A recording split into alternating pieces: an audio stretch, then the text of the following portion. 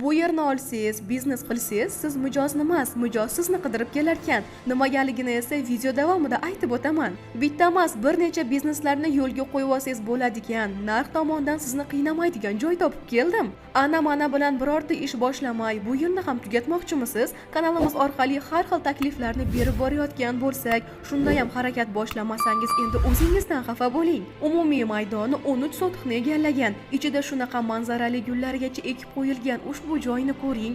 Bu yerga mini foodmi, choyxonami ochsangiz bo'ladi. Svet va suvdan muammosi yo'q. Bir qator yaxshi remont qilib olsangiz, yana ham fayz kiradi. Yo'lni bo'yida joylashgan ekan. Inshaalloh bu yerni klientlari ham ko'p bo'ladi. Siz nima deb o'ylaysiz? Undan tashqari naq 9 sotix hududga shunaqa katta issiqxona qilib qo'yishibdi. Bu biznesni ham yo'lga qo'yib olsangiz, xalqimizni bozori to'kin bo'lishiga hissiyatni qo'shaverasiz. Bu yerda bog'dorchilik qilishingiz ham mumkin.